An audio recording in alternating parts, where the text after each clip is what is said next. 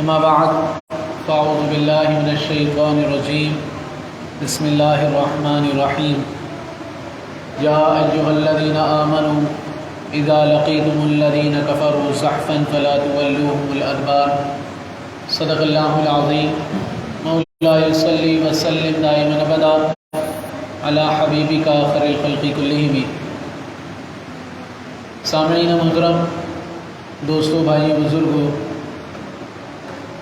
آج ہم نے نماز تراویح میں 90 پارے کے آخری پاؤں سے 10واں پارہ مکمل سماعت کیا ہے۔ اللہ تعالیٰ قرآن مجید کا ہمارے لیے سننا، اسے سمجھنا اور اس پر عمل کرنا ہماری زندگی کا مقصد بنائے۔ سامعین محترم، آج جس سورت سے آغاز ہوا ہے وہ سورہ انفال ہے۔ سورہ انفال میں مال غنیمت کا حکم ذکر کیا گیا ہے، اسی لیے اس سورت کو سورہ انفال کہا جاتا ہے۔ سامعین محترم، سورہ انفال کی ایک قابل ذکر خصوصیت یہ ہے کہ اس میں اللہ تعالیٰ نے مومنوں کو 6 بار یا ایھا الذین آمنو کے محبت بھرے الفاظ میں پکار کر چند اصول بتائے ہیں۔ یعنی محبت بھرے الفاظ کیا ہیں؟ فرمایا اے ایمان والو، یعنی ہمیں جب کسی سے محبت ہوتی ہے تو ہم محبت والے الفاظ اس کے لیے اختیار کر کے اسے اپنی طرف کھینچتے ہیں۔ تو اللہ تبارک و تعالیٰ نے بھی اہل ایمان کو اپنی طرف کھینچنے کی یہاں پر بھرپور انداز میں کوشش کی ہے کہ بندہ اللہ تبارک و تعالیٰ کی طرف بڑھے، اسے راضی کرنے کی کوشش کرے۔ پہلا خطاب جو آیت مبارکہ میں نے آپ کے سامنے پڑھی ہے، اللہ تعالیٰ نے ان 6 خطاب کے اندر لوگوں کو میدان جہاد ہو یا پھر زندگی کے کسی بھی میدان میں اللہ تعالیٰ نے کامیابی حاصل کرنے کے لیے 6 اصول بتائے ہیں۔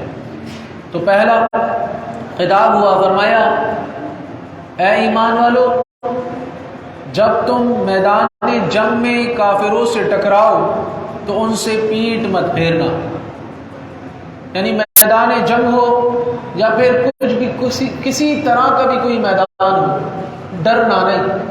اگر تم حق پر ہو تو آگے نکلتے رہنا، اللہ تبارک و تعالیٰ تمہیں فتح عطا فرمائے گا۔ دوسرا خطاب ہوا، فرمایا اے ایمان والو، اللہ اور اس کے رسول صلی اللہ علیہ وسلم کے حکم کی اطاعت کرو اور اسے سن کر اس سے اعراض نہ کرنا۔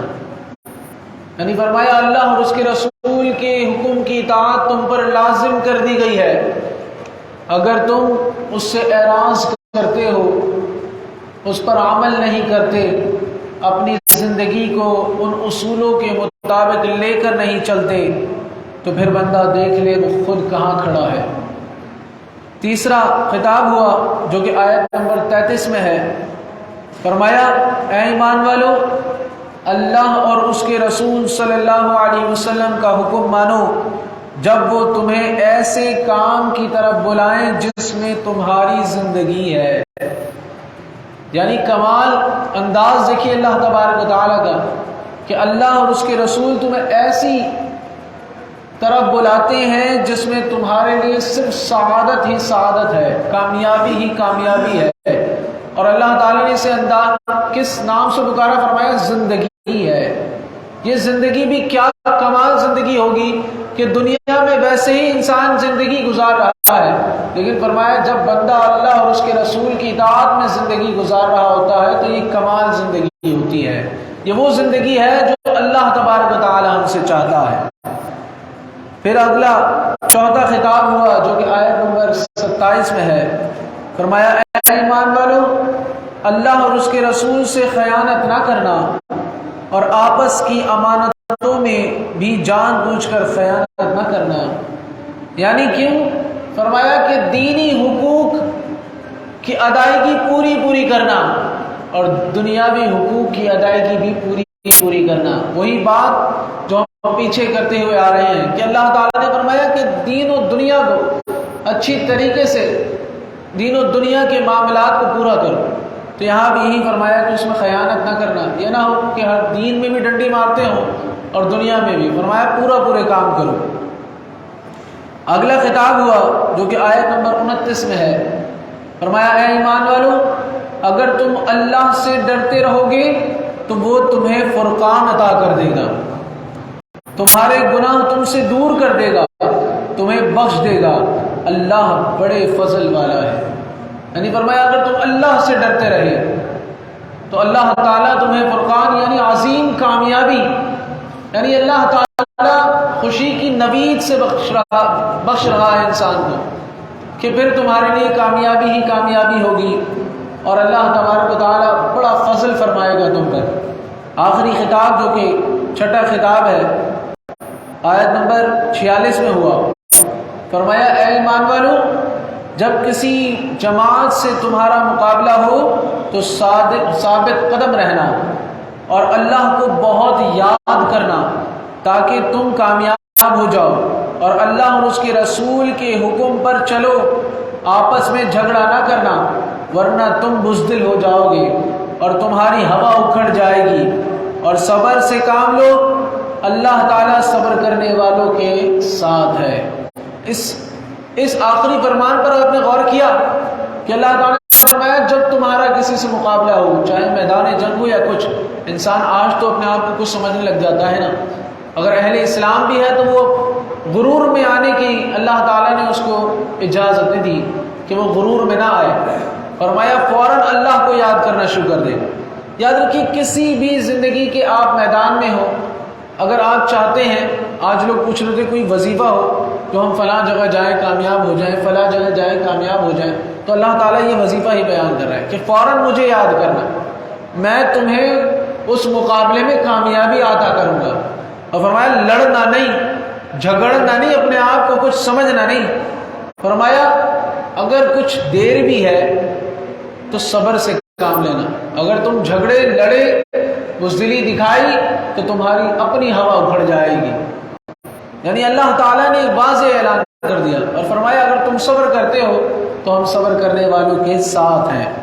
بعض دفعہ انسان کے امتحانات ہو جاتے ہیں، انسان کہتا ہے میں حق پر ہوں پھر بھی کامیابی نہیں مل رہی، تو اللہ تعالیٰ بندے سے چاہتا ہے کہ وہ اس مقام پر صبر کرے، اللہ تعالیٰ اس کے ساتھ ہی ہے، اس کی مدد ہی فرما رہا ہوتا ہے، لیکن کچھ دیر بھی انسان کی زندگی میں کچھ معاملات میں ہوتی ہے جو اللہ تبارک و تعالیٰ خود یہ چاہ رہا ہوتا ہے کہ بندہ میری طرف اور کھنچے اور مانگے کہ میں اس کی مدد اور جو ہے مانگنے پر کروں۔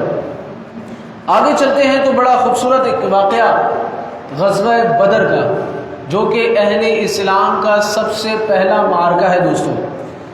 اذ انتم بالعدوۃ الدنیا وهم بالعدوۃ القصوى والرب اسفل منکم۔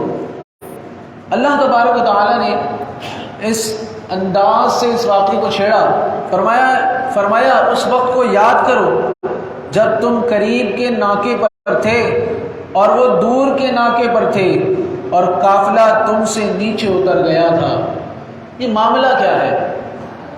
یہ پہلا معرکہ جو اہل اسلام کا ہوا ہے، یہ بہت ہی خوبصورت اور اللہ تعالیٰ کی مدد سے بھرا ہوا معاملہ ہے۔ 2 ہجری 17 رمضان المبارک اور جمعے کا بابرکت دن یہ معرکہ پیش آیا، اور مسلمانوں کی تعداد 313، اس وقت 313 مسلمان تھے، 2 گھوڑے، 70 اونٹ، 6 زرے یعنی کہ جو جنگی سامان ہوتا ہے انسان پہنتا ہے، فرمایا اور 8 تلواریں، جبکہ مقابلے میں 1000 تھے، اور ان کی تعداد 1000 ہونے کے ساتھ ان کے پاس 100 گھوڑے تھے، 700 اونٹ تھے اور کثیر سامان تھا۔ اب مقابلہ تو تھا ہی نہیں، کہاں 313 اور کہاں 1000، کہاں 8 تلواریں اور کہاں ہزاروں تلواریں، کہ ان کی ایک تلوار اگر ٹوٹ جائے تو دوسری کھڑی ہے، لیکن یہاں تو 8 تلواروں سے کہاں مقابلہ ہونا تھا۔ لیکن کمال جائیے یہ مقابلہ عشق مصطفیٰ صلی اللہ علیہ وسلم سے لبریز تھا۔ تو اللہ تعالیٰ نے کتنی مدد فرمائی، یہاں تک کہ حضور علیہ الصلوۃ والسلام کو اللہ تعالیٰ نے پورا منظر بیان کر دیا کہ آقا کریم صلی اللہ علیہ وسلم چند جانثاروں کو ایک دن پہلے لے گئے اور فرمایا اے میرے جانثاروں، فلاں کافر یہاں مرا ہوا ملے گا، فلاں کافر یہاں مرا ہوا ملے گا، فلاں کافر یہاں مرا ہوا ملے گا۔ راوی کہتے ہیں آقا کریم صلی اللہ علیہ وسلم نے جس کافر کے لیے جہاں اشارہ کیا تھا وہ وہیں پڑا ہوا تھا۔ یہ معرکہ اتنا کمال تھا۔ رات ہوئی، بے چینی کی رات تھی۔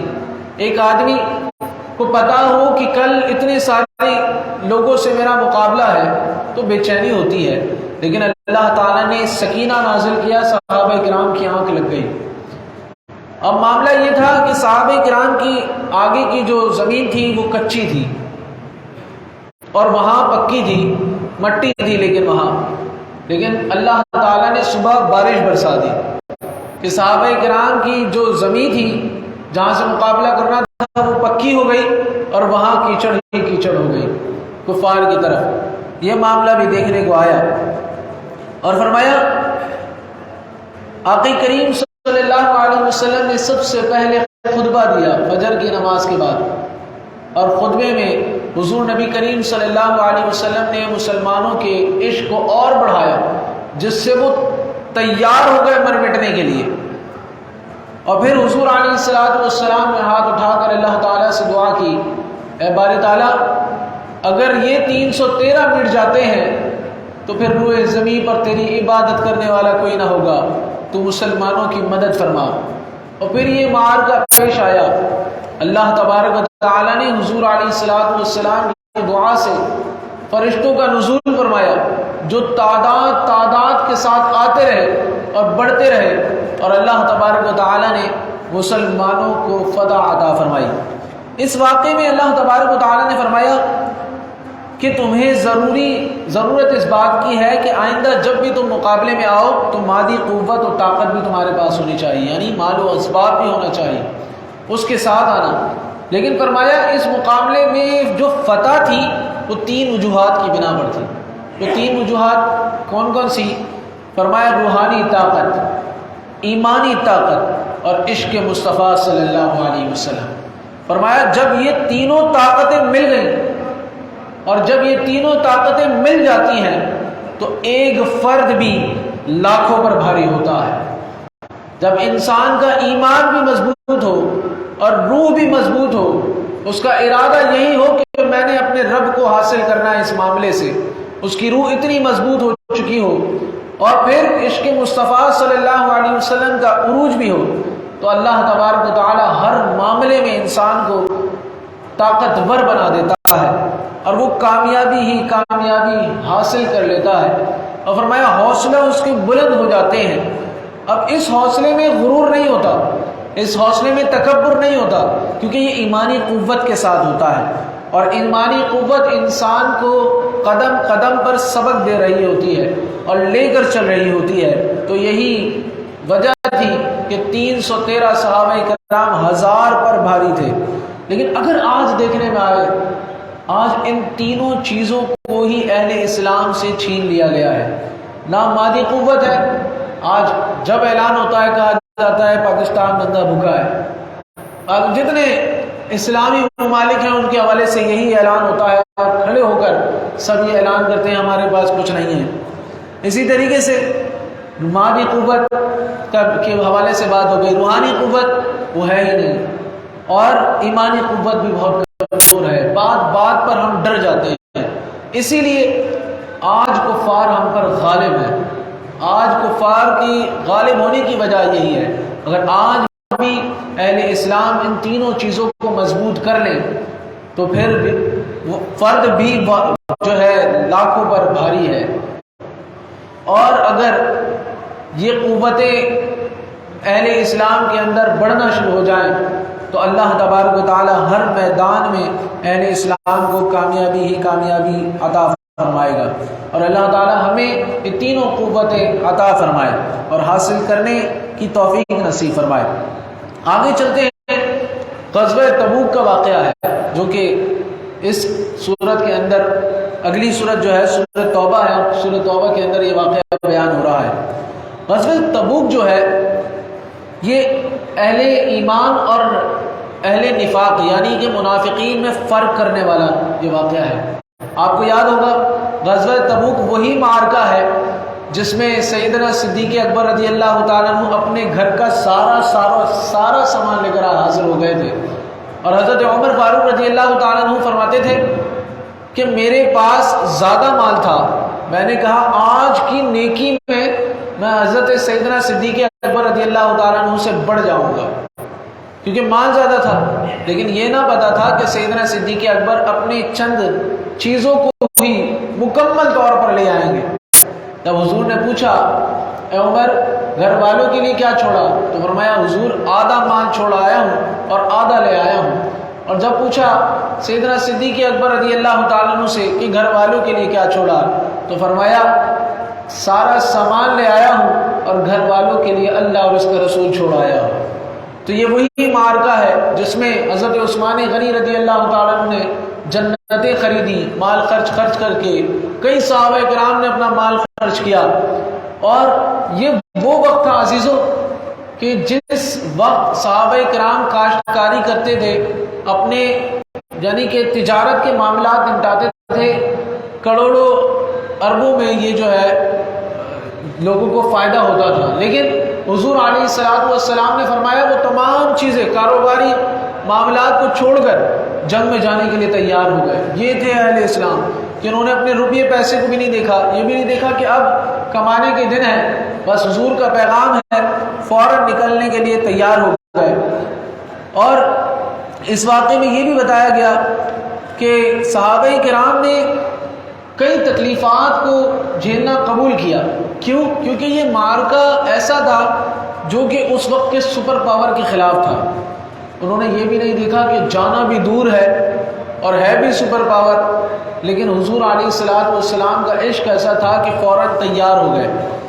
اب یہاں پر جو چیزیں ہمیں بتائی گئیں وہ منافقین کے حوالے سے فرمایا گیا، یہ منافقین قسمیں کھا کر حضور علیہ السلام سے واپسی میں کہیں گے کہ ہم جانا چاہتے تھے لیکن ہمارے کام ہمارے سامنے آ گئے تھے۔ اور یہی ہوا، جب حضور علیہ السلام اس معرکے سے واپس پہنچے تو منافقین نے قسمیں کھا کر حضور علیہ السلام سے کہنا شروع کر دیا اگر ہمارے یہ معاملات نہ ہوتے تو ہم بھی شرکت کرتے، سوائے چند کے، یعنی کہ چند کون؟ یعنی کہ اہل اسلام، ان کے تمام منافقین نے اس راستے میں جانے سے انکار کر دیا تھا۔ اور آپ دیکھیے کہ منافقین کے الفاظ کیسے تھے۔ آپ کو یاد ہوگا ہم نے منافقین کی نشانیاں پڑھی ہیں، بے وقوفوں والی باتیں، استہزاء کرنے والی باتیں، ان استہزاء والی باتوں کا بھی ذکر ہے۔ مثال کے طور پر ان کے ایک شخص نے کہا، جد بن قیس نامی شخص نے، اس نے کہا یا رسول اللہ صلی اللہ علیہ وسلم میں دل کا بڑا کمزور ہوں، جبکہ رومیوں کی عورتیں گورے رنگ کی ہوتی ہیں، جن سے مقابلہ تھا وہ رومی تھے، مجھے ڈر ہے کہ اگر میں جہاد میں گیا تو انہیں دیکھ کر فتنے میں مبتلا ہو جاؤں گا۔ خدا نہ خواستہ معاملہ جہاد کا تھا اور وہ باتیں کس طرح کی کر رہا تھا۔ ان کے دلوں میں مسلمانوں کے لیے بغض اور حسد کے سوا کچھ نہیں ہے، قرآن نے کہا، اور فرمایا اگر مسلمانوں کو فتح حاصل ہو یا مال غنیمت حاصل آئے تو پریشان ہو جاتے ہیں، اور اگر اس کے برعکس کسی حادثے یا مصیبت کا سامنا کرنا پڑ جائے تو انہیں بے پناہ خوشی ہوتی ہے۔ وہ قسمیں کھا کر یقین دلاتے ہیں مسلمانوں کو، اے مسلمانوں ہم تمہیں میں سے ہیں، حالانکہ ایسا نہیں ہے۔ ان کی نظریں صرف مال پر ہوتی ہیں، اگر مل جائے تو خوش ہوتے ہیں، اور اگر محروم رہیں تو اللہ کے نبی پر بھی طعنہ زنی کرتے ہیں۔ ایسے لوگ ہیں یہ اس وقت سے آج تک ہیں، اور آج تک یہی باتیں کرتے آ رہے ہیں اور اسلام کو ختم کرنے کی کوششوں میں ہیں۔ ان کی اتنی برائیاں ہیں کہ اس صورت کے اندر اللہ تبارک و تعالی نے جا بجا منافقین کی برائیاں بیان کی ہیں، اور آخری الفاظ جو اللہ تبارک و تعالی نے اختیار کیے ہیں وہ غور کرنے کے قابل ہیں۔ لہٰذا وہ یہی کہتے ہیں وہ الفاظ کہ منافقین کی نشانیوں سے بچا جائے، کہیں یہ نہ ہو کہ ہم میں سے بھی کسی کا ان لوگوں کے اندر شمار ہو جائے۔ الفاظ پر ذرا غور کیجیے گا۔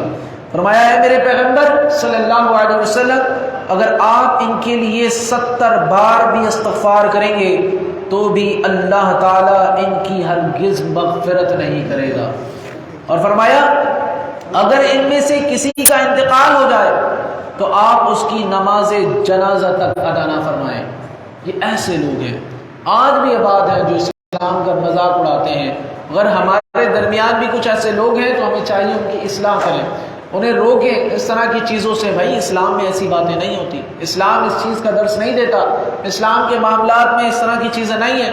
آج ہم دیکھیں ہمارے ہی ارد گرد ہمارے ہی بچے اس طرح کی باتیں کر رہے ہوتے ہیں، چند ایسے دوست ان کے بن جاتے ہیں تو آپ کہیں ان سے کہ بیٹا پارا پڑھا، ہاں میں نے 30 نہیں 31 پارے پڑھ لیے۔ تو یہ اسلام میں اس طرح کی باتیں استہزاء منع ہے۔ وہ کہتے ہیں جی تم تو جہنم میں جاؤ گے، ہم تو جنتی ہیں۔ تو یہ الفاظ ذات انسان کی اتنی پکڑ کے معاملات ہیں، وہ بھی انہی منافقین میں آ جاتا ہے۔ اسلام کسی طرح کا مذاق برداشت نہیں کرتا، اسلام آپ کو سیدھی راہ پر لے کر چلنے والا ہے، رب کے قرب کی طرف لے کر چلنے والا ہے۔ تو اسلامی معاملات میں اسلامی چیزوں میں ذرہ برابر بھی ہنسی مذاق یا کسی طریقے کا بھی استہزاء اللہ تبارک و تعالیٰ برداشت نہیں کرتا۔ تو ہمیں چاہیے کہ ہم منافقین کی جو نشانیاں ہم نے پڑھی تھی ہمیں ان سے بچنا ہے، اور آگے مومنین کی کئی نشانیاں بیان ہوں گی۔ اللہ تبارک و تعالیٰ ان تمام نشانیوں میں اللہ تعالیٰ ہمارے اندر وہ اثر پیدا فرمائے اور ہمیں کامل مومن بنائے۔ اللہ تعالیٰ سے دعا ہے جو کچھ ہم نے سماعت کیا اسے یاد رکھنے اور اس پر عمل کرنے کی توفیق نصیب فرمائے۔ الحمدللہ رب العالمین والصلاة والسلام علی سید الانبیاء والمرسلین وعلی آلہ واصحابہ اجمعین۔ اللهم ربنا آتنا في الدنيا حسنة وفي الآخرة حسنة وقنا عذاب النار۔ اللهم أنت السلام ومنك السلام وإليك يرجع السلام، حينا ربنا في السلام وادخلنا دار السلام، تبارك ربنا وتعاليت يا ذا الجلال والإكرام۔ اللهم اغفر وارحم وأنت خير الراحمين، اللهم رب ارحمهما كما ربياني صغيرا، اللهم أنت حسن خلقي، اللهم أعني على ذكرك وشكرك وحسن عبادتك، یا مقلب القلوب ثبت قلبی علی دینک، یا مقلب القلوب ثبت قلبی علی دینک، یا مقلب القلوب ثبت قلبی علی دینک۔ وصلی اللہ تعالی علی خیر خلقہ محمد وعلی آلہ وصحبہ